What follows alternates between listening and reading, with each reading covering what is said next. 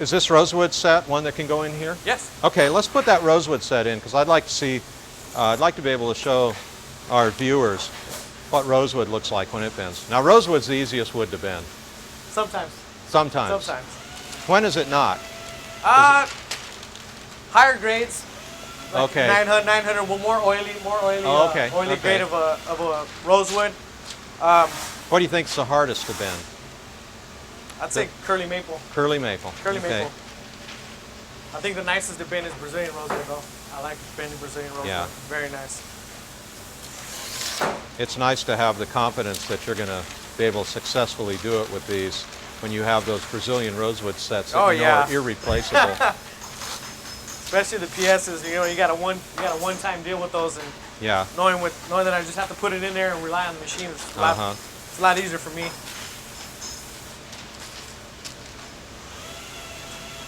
We'll go ahead and place it in the machine. Now, like I said earlier, rosewood I usually do it on fast. It seems to bend a lot nicer than other woods. Okay.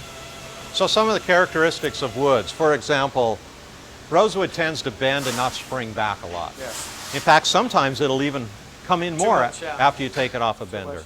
Maple has that kind of characteristic too. Will overbend? Yes, more of the flamier kind will overbend, and it's kind of hard for us to get into the mold. Tropical Honduras mahogany just wants to straighten back out. Wants to spring back up. Yeah, it doesn't want to stay there. It doesn't want to stay, but we make it stay. You make it stay. We make it stay. Sometimes you have to run it extra long on the bender, give it another round through. A lot of it happens in the keeper forms, which we'll be showing people in a minute too. Koa. Koa's nice. Pretty agreeable. Koa's Sapele, really nice. some of it can just be brittle and want to crack. Same with Ovencall. Ovencall actually is not. That's one of our least problem childs. Oh, is that right? Yeah. Since we gotten these, it seems like the kind of Ovencall we thought was going to break at first doesn't give us that problem anymore. Now, previously, some of the Ovencall and Sapele, you'd just be bending by hand, and all of a sudden it just snapped. No warning, just break in two, like it was a piece of glass. And now it's, it's not a problem anymore. Yeah. Just throw it in there, press a button, and the main problem with Sapele and Ovencall was if it was good wood, it was an even pressure that we would keep on it.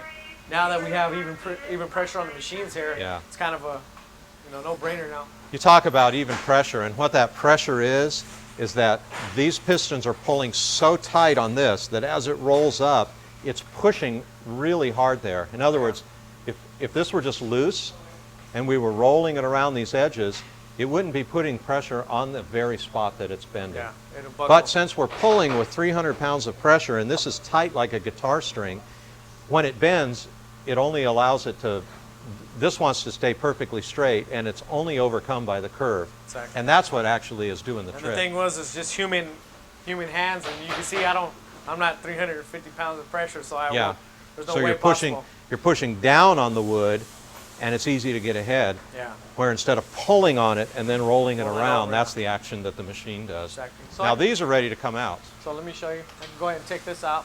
And these go straight into what we call a keeper form.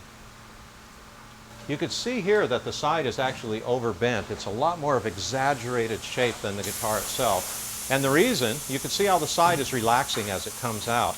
We actually have to overbend the side to end up in the right shape when we're all done.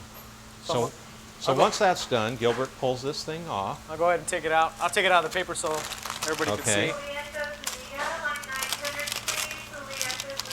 That way there's a visual.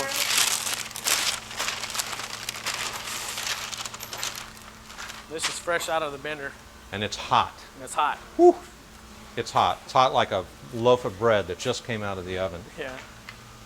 I'll go ahead and put it in here.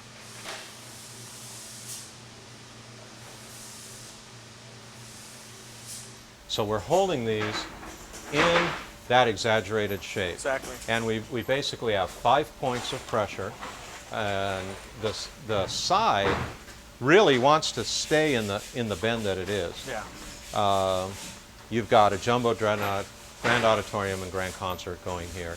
And so each one is pulling in the right place. But the curve that we've placed in it with the side bender is a curve that as it overbends and as it underbends, it's still a cousin to the correct curve. Yes. So if a side is underbent a little bit, we can pull it into a mold and it'll just fit perfectly. Yeah. And if it's overbent, we can pull it back in the mold, it'll fit perfectly. And before also the previous one, we had one for all of it.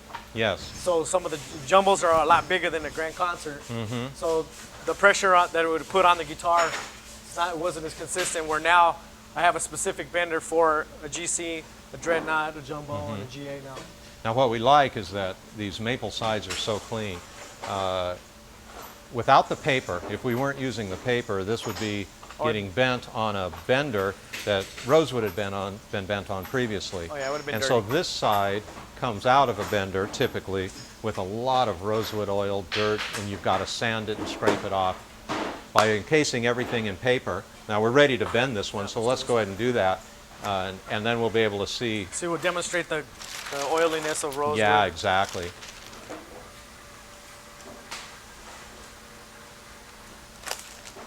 You can see there's oil. It's a little bit of wet moisture here, but on this side you can see the oil. Just coming right through.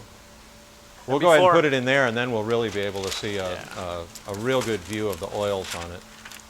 And each guitar is the same. Make sure the tab's here located, so that way I know it's centered.